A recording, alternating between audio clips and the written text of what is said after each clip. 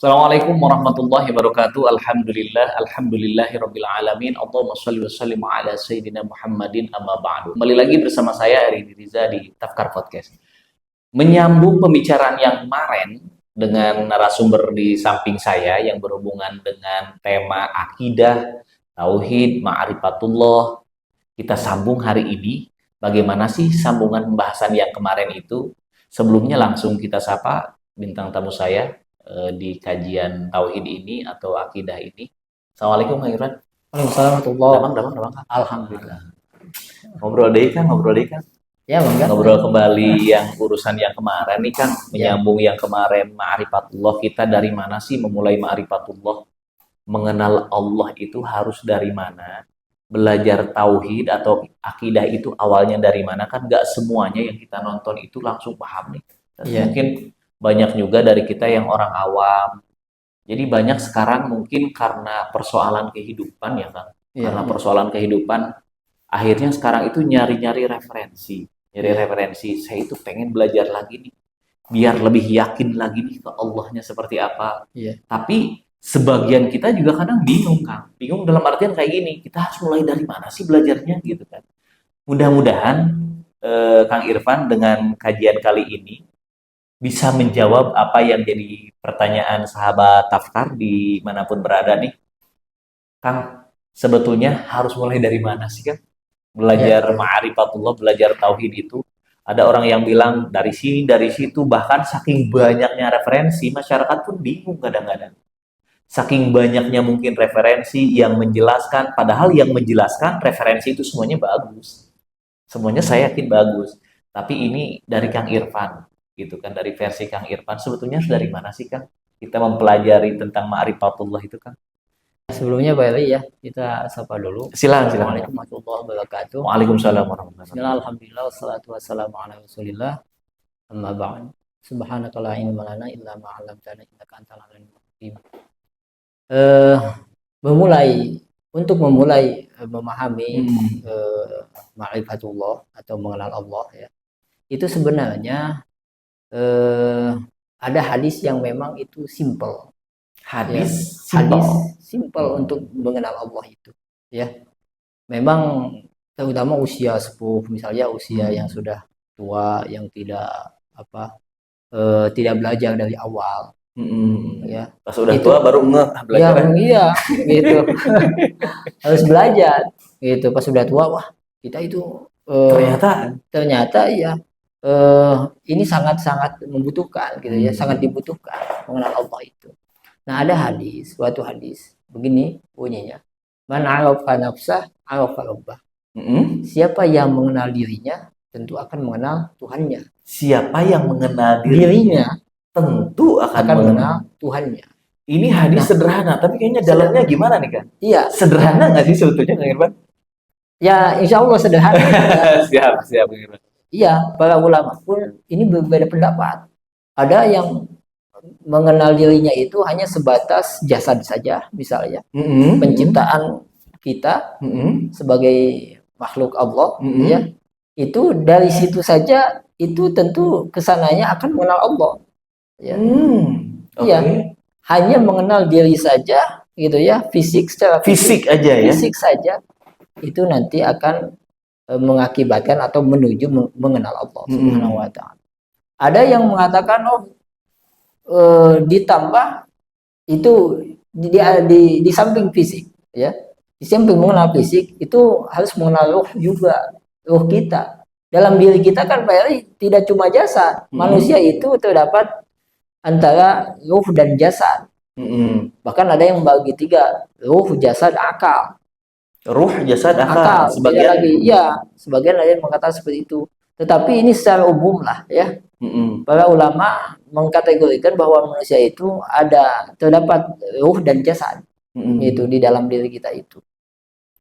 Nah, tentunya ketika mengenal jasad kita ya, penciptaan kita sebagai makhluk hidup lah ya, yang berakal, yang dikasih akal oleh Allah Subhanahu wa ta'ala. Kan itu sesuatu yang takjub. Pasti seorang itu akan takjub pada dirinya sendiri. Yang mana ya dari pribadi kita itu tidak bisa menciptakan diri sendiri.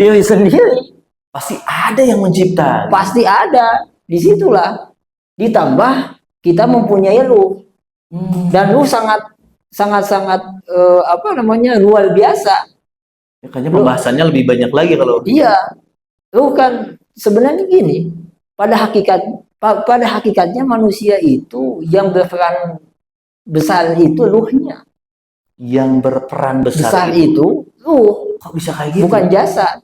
Kenapa? Kenapa bisa Coba gitu? gini saja. Ada seseorang yang mempunyai jasad, gitu ya. Kita mempunyai jasad. Iya, betul. Tanpa ruh, apakah kita bisa bergerak? Apakah kita bisa berpikir? Ya. Ini saja orang yang tidur sajalah.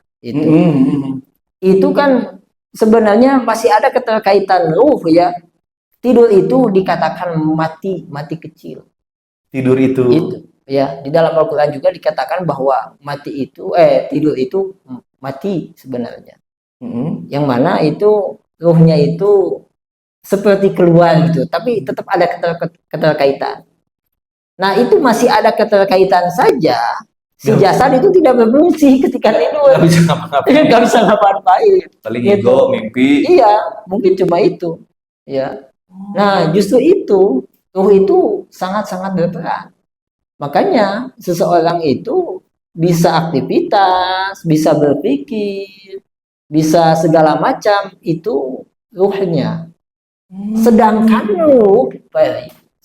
ruh itu hal yang sulit untuk dipikirkan, sulit untuk dibahas, sulit untuk diteliti. Ruh itu sampai sekarang tidak ada orang yang memahami ruh secara maksimal gitulah, secara penuh gitu. Bahkan dulu kan orang-orang Yahudi pernah bertanya kepada Rasulullah Shallallahu Alaihi Wasallam, ya, yang mana turun ayat wa yas'alunaka 'anil ruh, ya. Mereka itu, orang Yahudi itu, bertanya kepada Rasulullah Shallallahu Alaihi Wasallam tentang ruh. Bagaimana jawaban Rasulullah Shallallahu Alaihi Wasallam? Apa itu kan? Rasulullah tidak menjelaskan ruh bagaimana. Kalaupun dikasih penjelasan atau kalaupun dikasih ilmu oleh Allah Subhanahu wa Ta'ala tentang ruh, akan dijelaskan. Tetapi jawabannya itu qul ruhu min amri rabbi. Katakan wahai Muhammad, ruh itu urusan saya, kata Allah Subhanahu wa Ta'ala. Jadi tidak ada orang yang mengetahui ruh secara detail. Mungkin hanya para ulama juga ruh itu zat yang menyerupai jasad, hanya seperti itu.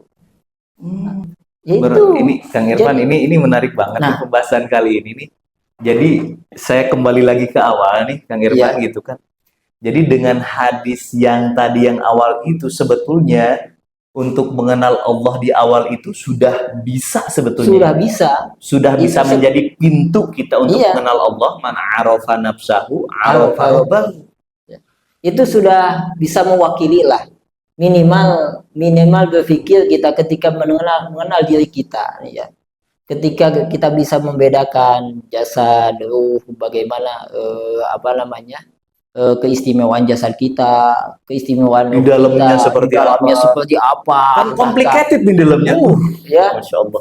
Suatu mukjizat yang sangat luar biasa gitu ya. Nah, di situ kita akan berpikir, bahwa di sini ada kudrah. Ya kan? Ada kekuatan yang luar biasa di dalam diri kita. Tetapi kita pun kan kekuatan kita itu tidak tahu, bahkan tidak bisa mencipta kekuatan kita ini. Nah, kemudian karena kita itu tidak bisa mencipta, gitu, berpikir ke arah sana nih, lemah untuk mencipta kekuatan kita, maka kita akan berpikir di situ ada kekuatan, di belakang kita itu ada kekuatan yang luar biasa. Bahkan irodah kita saja, keinginan kita, ya, sebenarnya kan kadang gini, kita menginginkan sesuatu gitu ya, menginginkan sesuatu. Kadang terjadi, kadang tidak. Iya, emang seperti itu. Padahal kalau memang kita puasa, keinginan kita itu harus terjadi dong. Harus. Kalau emang kita kuasa penuh Iya, dan tidak ada memang. kekuatan selain diri. Iya, selain diri kita maka harus terjadi. Tetapi kan tidak seperti itu. Gitu. Oh, berarti di situ ada peran di luar kita atau di belakang kita itu ada peran yang sangat besar. Yang mana peran itu gitu ya, pasti yang menciptakan kita. Yang berperan terhadap kudrah dan iradah kita tentunya pencipta kita. Masya Allah, ini Karena apa gini, Pak Eli? sederhana sebetulnya. Iya. Karena setiap sesuatu ya, setiap sesuatu yang ada, yang baru adanya, ya, baru adanya, yang tadinya tidak ada, katakan ini tadinya tidak ada kan, jelas ini tidak ada, gitu, ya. Pasti ini ada yang membuatnya kan? Oh iyalah. Ya iya, pasti. Pasti ada yang buat. Nggak mungkin ujug-ujug ada gelas ini. Ya mungkin, nggak mungkin, mustahil, mustahil, sangat mustahil. Berarti Gitu. kita juga sama nih. Termasuk kita, diri kita dan alam semesta ini. Termasuk alam semesta ya pasti ada yang menciptanya. Nggak ujug-ujug gitu. Nggak ujug-ujug. Apa dasarnya? Gitu ya. Bahwa kan gini ya, banyak orang-orang yang beranggapan bahwa alam semesta itu tobai. Apa maksud tobai? Apa tobai? Tobai itu ya tabiat lah, atau bisa dikatakan tobai itu alamiah. Dengan sendirinya. Ya, alamiah. Ada dengan sendirinya. Coba, Ferry. Kalau kita berpikir bahwa alam semesta itu ada dengan sendirinya, itu kita berpikir secara jauh, itu tidak mungkin. Tidak mungkin dengan sendirinya dan mustahil. Ya ujug-ujug gitu ya. Iya, nggak ujug-ujug. Kenapa? Karena alam semesta ini sesuatu yang ada perubahan, bergerak, perubahan. Apa tandanya perubahan? Lihat pergerakan. Sudah tahulah ilmuwan bahwa alam semesta itu bergerak lah. Bumi mengalami perubahan, matahari mengalami perubahan. Segala sesuatu yang mengalami perubahan pasti ada peran yang merubahnya. Segala sesuatu yang mengalami perubahan pasti ada yang berubah. Pasti itu suatu kepastian. Ini juga sama nih Kang Irfan. Ini ada di sini alamiah. Tahu-tahu ada. Nggak mungkin. Seperti gini, analoginya lagi gini, Feli. Seseorang lari misalnya, ya, di mana dari Maliwati katakan ke Cipanas. Itu kan ada pergerakan ya, ada pergerakan. Tidak mungkin kan, yang namanya bergerak itu langsung di sini, ya kan? Gitu, pasti ada awalnya kan? Iya, ada awalnya. Iya. Orang yang lari itu kita lihatnya di sini saja, wah orang itu lari misalnya, dan itu dia tidak ada awalnya misal, tidak mungkin, pasti ada awalnya. Pasti dari mana? Pasti dari mana stylenya itu? Startnya. Ya, dan nanti finishnya juga dari mana, nanti ke mana nanti finishnya gitu. Pasti ada stylenya. Nah, alam semesta itu kan bergerak, mengalami perubahan. Dari mana stylenya? Pasti, walaupun kita tidak mengetahui stylenya, tetapi itu kita yakini dan suatu kepastian menurut akal ya. Katakan kalau menurut ilmuwan ya wajib akal. Jadi akal itu terbagi tiga, ada wajib, ya, ada mustahil, ada mungkin. Wajib itu apa? Wajib itu sesuatu yang tidak menerima ketiadaan. Jadi harus seperti itu. Gitu. Jadi wajib. Itu wajib itu menurut akal itu mesti ada stylenya. Dan alam semesta pun ketika ada pergerakan gitu ya, perubahan, pasti ada stylenya. Nah itu. Nah, siapa yang jadi pertanyaan sekarang, timbul pertanyaan, siapa yang menjadikan itu atau memulai itu, menyetalkan itu gitu ya. Pasti di situ ada. Jadi dari situ aja sebetulnya ya, dari apa yang kita kaji dari awal tadi aja sebetulnya titiknya itu, titik temunya bahwasannya apapun yang ada di dunia ini termasuk kita makhluknya manusia itu pasti ada yang mencipta, pasti ada yang kekuatan yang lebih besar dibanding sekarang. Kan ada manusia yang menganggapnya paling ya paling kuat. paling apa segala macam, Iya. gitu kan. Pasti ada kekuatan yang lebih dari itu, yaitu Allah yang menciptakan Allah kita. Subhanahu wa Masya ta'ala. Allah.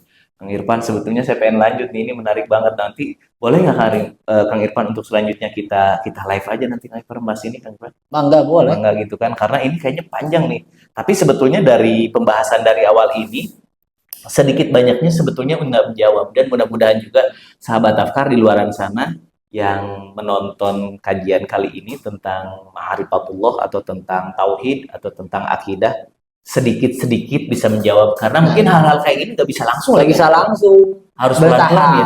pelan-pelan bertahap. Kalau langsung aja link Kalau kalau langsung ya nggak bisa ya Kang Irfan. Kang nggak Irfan, bisa dicoba. ini untuk malam Nggak ini bisa, Kang. makasih banyak nih Kang Iya. Irfan. Nanti kita lanjut lagi di episode selanjutnya. Untuk sahabat Afkar, insya Allah nanti kajian sama Kang Irfan tentang ma'rifatullah, tentang tauhid, tentang akidah kita akan lanjutkan di sesi seperti ini juga sama, dan nanti live juga insya Allah kita di YouTube Tauhidul Afkar. Kembali lagi nanti insya Allah ya Kang. Insya Ya, Allah. wabillahi taufiq wal hidayah. Assalamualaikum warahmatullahi wabarakatuh. Waalaikumsalam.